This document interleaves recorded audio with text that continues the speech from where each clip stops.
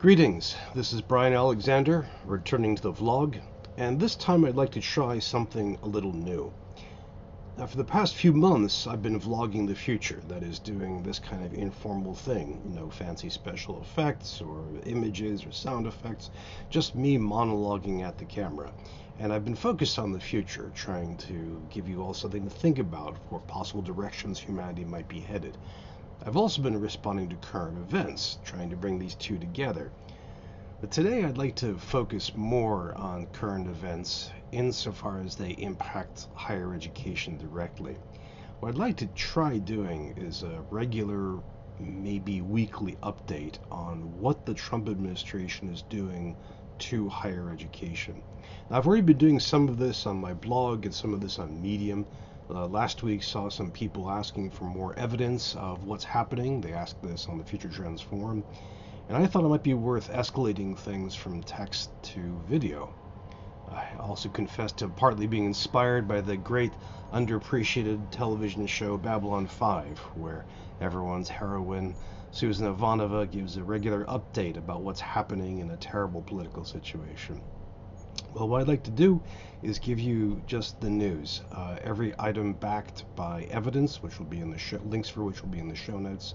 I've organized this by several levels. First, changes happening at the federal level, then cuts to campuses as well as academic actions in response. A third is looking at cuts from DEI, and a fourth is events happening at the state level. Let's take a look at the last week of February 2025. Starting at the federal level, we've seen continued staff cuts as part of Elon Musk's DOGE operations. The National Oceanic Atmospheric Administration, NOAA, just laid off hundreds of workers, perhaps 5 to 10% of the staff total, which is damaging climate science and Earth system weather information. The great climate writer and activist Bill McKibben wrote, quote, "It's NOAA that keeps track of the rapid heating of our planet with all its attendant dangers, and now it will be reduced to a shadow of itself, just as Project 2025 promised," unquote. I have to concur here. Last year we did an online reading of Project 2025. NOAA's cutback was pretty clearly in those sites there. Bill continues, "I confess to feeling a quiet range of this vandalism, some of which is almost literal. The administration is disconnecting EV chargers already bought and paid for from federal parking lots. It won't work, not in the long run. People will notice when their neighborhoods burn and flood, but it will make it harder to understand what's going on and to pin the blame where it belongs. The fossil fuel industry is committing an ongoing crime against the planet. This is an effort to paint over the lens of the security camera that's been recording its trespasses." Link to that in the show notes. Meanwhile, the National Center for Education Statistics just suffered something like a decapitation strike. The Education Department put Peggy Carr, current commissioner of the NCES, on administrative leave. Inside Higher Ed reports that she's been at that position or in that center for more than 30 years. This might be a bit too nerdy for some, but the NCES publishes solid data about higher education. I rely on a great deal in my own work, and knocking over Peggy Carr is a real mistake. Moreover, and perhaps both more comical and more dangerous, the Education Department just published a website where anyone can report DEI activity in education. Link to it in the show notes. It's scary because this is a place where people can turn in faculty, staff, or students and report them and draw attention to them. I think this is especially problematic when it comes to faculty and staff who do not have the protections, for example, of tenure or high status, or whose institutions don't have their backs. This could be the portal to a witch hunt. On the comical side, this sounds pretty easy to abuse. I sure would be ashamed if people were to start uploading all kinds of fanciful complaints just to overload it with guff. Just thinking about that as a hypothetical. Moving on, there is another executive order, and there's a whole series of executive orders, but this is one in particular I want to pay attention to. This is one that further implements or embeds DOGE and DOGE operations. And here is the point where it impacts higher education. Let me just read this to you. This is Section B. Again, a link to this will be in the show notes. Review of covered contracts and grants.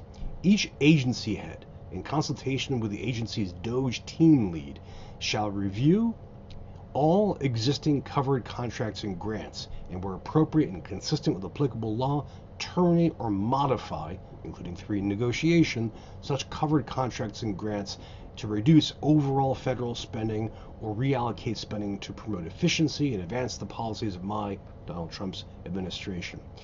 This process shall commence immediately and shall prioritize the review of funds dispersed under covered contracts and grants to educational institutions and foreign entities for waste, fraud, and abuse. Each agency head shall complete this review within 30 days of the date of this order, unquote. So we have March, where government agencies that give money to education and now have to complete a review of that, and in that review they can call for the dismissal of spending on higher education or its aggressive renegotiation. This is an incredibly fast timeline. There's a whole plethora of federal agencies which give money to higher education. The end result of this will be just a further degradation of funding from the federal government to higher education. Keep in mind, as some of my viewers will know, that American higher education is already, generally speaking, financially pretty precarious. This is an extra blow to that.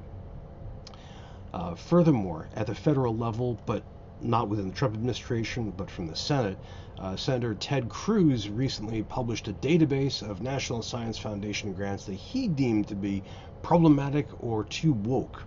Now, ProPublica, the online journalism site, has shown at least some of the grants are clearly non-woke in basically any sense of the term. Now, publishing this, along with the information about the people who have gotten the grants, could elicit actions by pro-Trump activists, such as harassment or worse. Again, we'll have a link to the ProPublica article on that in the notes. Now, that's on the federal level. Moving on to academic institutions, cuts are happening across the board, and I'm actually considering setting up a crowdsourced spreadsheet for this. There is already a crowdsourced spreadsheet specifically for cuts just to biomedical research. But I think broadly speaking, this is happening really across the board. To pick one example, the USAID cuts, people often think about those as happening or applying to overseas efforts, but those also have domestic implications. So the University of Illinois at Urbana-Champaign has apparently, I didn't know this until this week, a famous soybean innovation lab. That is now being shut down and cut. We can see this with the NIH, all the cuts and the threats to cuts for the National Institutes for Health. Johns Hopkins is already announcing cuts and freezes. There are also cuts to the USDA, the U.S. Department of Agriculture.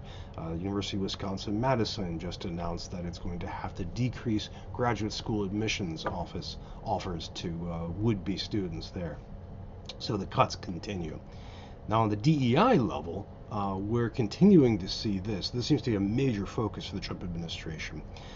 And already, as of today, this is February 28th, as of midnight tonight, is a deadline for campuses to comply with the famous Dear Colleague letter, which ordered us all, or strongly advised us, to end DEI program efforts of all kinds.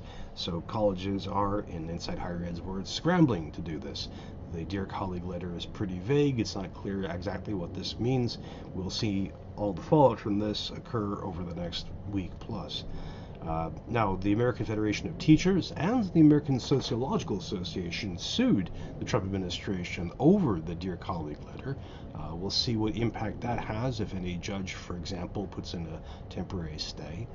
And furthermore, there continue to be more cuts. The Chronicle of Higher Ed has a pretty magisterial list of cuts. Unfortunately, it's organized by state, not by time, so it's hard to track when these have happened. But we can find examples of all kinds. Ohio State University, for example. The Ohio State University, as they insist on being called.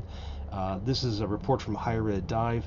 Quote, OSU said Thursday it will eliminate its DEI offices and programming effective Friday.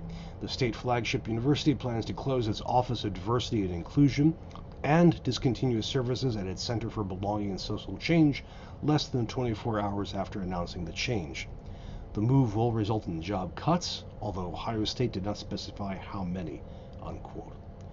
Now, it looks like if you're new to higher education, or if you're in higher education, you're not fully conversant with all the different many moving pieces and infrastructures. A key part of higher education is the accreditation world, where we have accreditors who basically certify that a college or university is of good standing and continue to receive federal grants and support. The accreditation renewal process is pretty detailed and onerous. There's all kinds of things we can say about the process. I've hosted several accreditors on the Future Trends Forum. I'm happy to say more about that. But the key thing you just need to know is that accreditation is an important part of quality improvement, quality control, if you will, over colleges and universities. Administrations place a lot of energy in trying to get reaccredited every period of time. And right now, it looks like some of the accreditors are actually relaxing their standards around DEI. So previously, they'd set certain goals or certain minima that a campus would have to achieve. And now, because of the Trump administration's cuts, statements, and general chaos, accreditors seem to be relaxing their standards a bit. Again, we'll have a link to an Inside Higher Ed piece about that in the notes. Now, at the state level, I mean, there are 50 states. There's a tremendous amount of activity going on. The state of Ohio, for example, is pushing through a bill which would restrict curricula and also tenure. But in Florida, there's an interesting case. Governor DeSantis is requiring universities to go through a DEI audit. So the Florida Commissioner of Education is basically going to go through and check to see if they are too DEI-y, I suppose, and perhaps to attach sanctions to those that commit too much DEI. That's a lot going on right now. I've hurled a whole bunch of material at you. I hope this is of use. Again, in the show notes we'll have references for every point here. None of this is speculative, except for my one point about the Department of Education portal. This is all based on documentation. If you'd like to see more of this, please let me know in the comments. More importantly, if there's anything that happened over the past week that we need to know about, please feel free to add it in the comments. For everyone working in higher education as well as working in government, I wish you the best. Please be safe, everybody. Take care.